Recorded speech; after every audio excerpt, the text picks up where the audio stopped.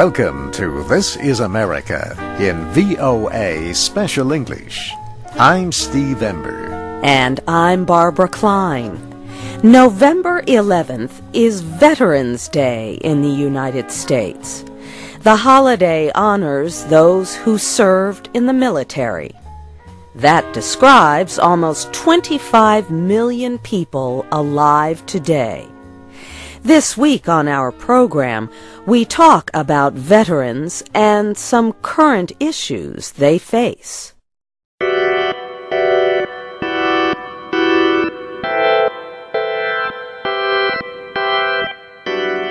A visitor to the National World War II Memorial in Washington stands looking at the water rising from the fountains in the middle. The memorial has an Atlantic side and a Pacific side. The visitor, a man with white hair, walks over to the Atlantic side, the war in Europe. He looks at the stone block honoring veterans from Massachusetts, his home state. Fighting in the war was terrible, he says, but being a veteran changed his life. He explains that he attended college and became an engineer because of legislation passed in 1944. The law was known as the GI Bill of Rights. GI is slang for a soldier. It provided veterans with money for education. It guaranteed loans for homes and businesses. It helped support veterans who had trouble finding jobs. Today there is a modern version called the Montgomery GI Bill. The last military draft ended in 1973. Since then, the armed services have been all volunteer. Many young veterans today served in Iraq or Afghanistan, or, in some cases, both. Military and veterans' health systems have faced struggles and criticisms of their ability to meet current needs. Close to 30,000 American troops have been wounded in Iraq since the war began in 2003. Many were severely injured, including lost arms and legs and brain injuries as a result of bomb explosions. President Bush says the system for managing care is old and needs to be changed. His proposals are based on suggestions from the President's Commission on Care for America's Returning Wounded Warriors. Some measures can be taken without legislation. Others have to be approved by Congress. The President appointed the Commission in March after news reports brought the issue to national attention. In February, the Washington Post reported on problems for soldiers recovering at Walter Reed Army Medical Center in Washington. These included poor living conditions and long delays in decisions about the future of their care and their military service. The newspaper series raised wider questions and quickly brought promises of improvements. For example, the Army is developing new teams in an effort to improve case management for wounded soldiers. But the Government Accountability Office recently reported that the Army is having trouble filling positions on these teams.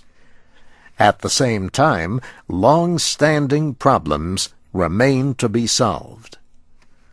Last month, Mr. Bush proposed legislation to speed up the process for wounded service members. Now they go through medical tests and complete paperwork for the Department of Defense. They have to repeat the same process for the Department of Veterans Affairs, the VA. The legislation calls for the Defense Department to decide if a wounded veteran could return to active duty. Those too badly injured would be moved to the care of the VA. The VA would rule on the extent of their injuries. Family members caring for veterans would receive 6 months of unpaid leave from work so they would not lose their jobs. Also, all Iraq and Afghanistan veterans could get care for post-traumatic stress disorder, or PTSD. They would not have to prove it was connected to their service. And other measures are being proposed. The Veterans Disability Benefits Commission, in its final report last month, called for an immediate increase in disability payments. The group was established in the 2004 defense budget. The commission said Congress should increase payments by up to 25%. This is being called for as a step toward future measures based not just on work-related losses, but losses in quality of life.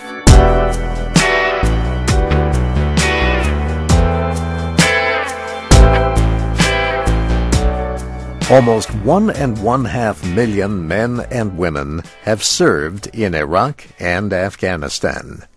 Over a 4-year period, doctors reported about 60,000 people with PTSD or serious brain injuries. Several drugs and mental health treatments are used for post-traumatic stress disorder. But a report released last month said most of the treatments are unproven. The report came from a committee of the Institute of Medicine, part of the National Academies in Washington. The experts found problems with many studies of PTSD treatments. They decided that there is not enough evidence to make judgments about any medications. In the words of Chairman Alfred Berg from the University of Washington in Seattle, these therapies may or may not be effective. We just don't know. The committee said the same thing about most of the psychotherapies. However, the experts found enough evidence to say that exposure therapies are effective in treating people with PTSD. These forms of therapy expose people to a threat in a safe environment to help them deal with their fears. Still, the experts said they were not suggesting to discontinue any treatment or only use exposure therapies. Dr. Berg said there is an urgent need for high-quality studies of the best possible care. The committee found that there is not even a generally accepted definition for recovery from the disorder. PTSD is the most common service-related mental disorder found in troops returning from Iraq and Afghanistan. Almost 13% of those who fought in Iraq and about 6% in Afghanistan are believed to have experienced it. The Institute of Medicine noted that large numbers of Vietnam veterans and veterans of earlier conflicts have also reported PTSD. And most people who suffer from it also have other conditions such as alcoholism, depression, drug use, or anxiety disorders.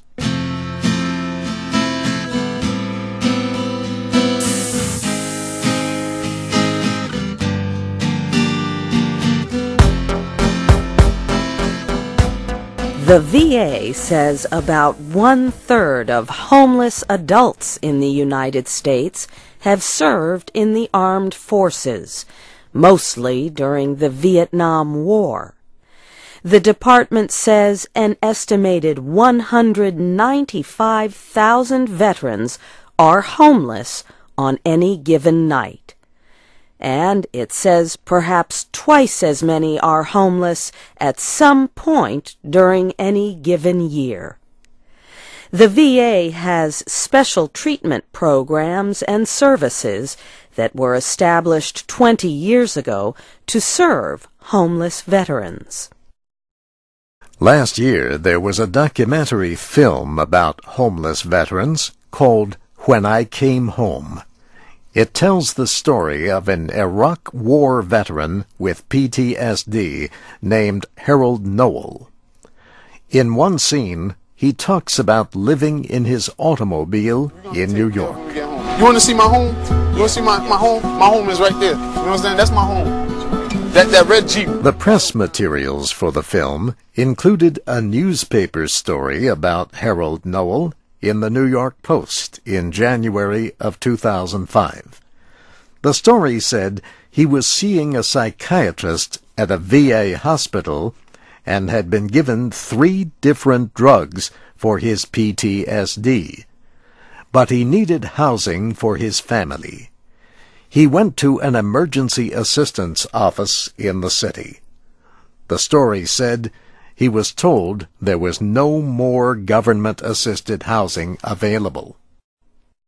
The documentary shows how his life changes after he meets Paul Rieckhoff. Mr. Rieckhoff is the founder of an organization called Iraq and Afghanistan Veterans of America. The movie follows Harold Noel as he becomes active and receives media attention. It shows him going to Washington to ask Congress for more help for other veterans.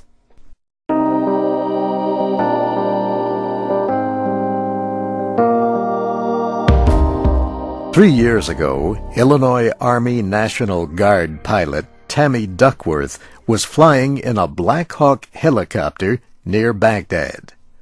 A rocket struck the aircraft.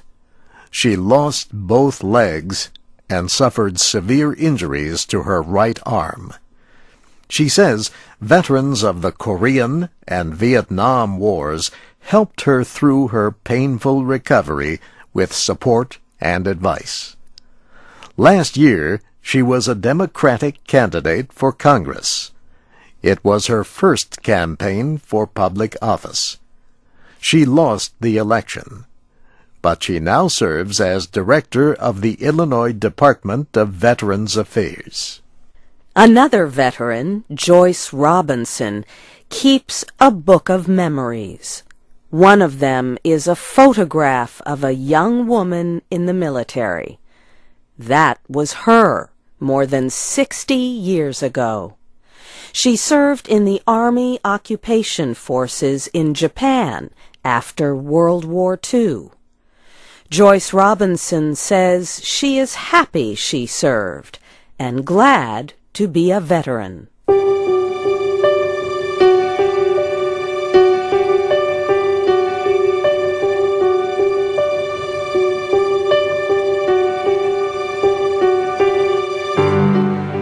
Our program was written by Geraldine Watson and produced by Katie Weaver.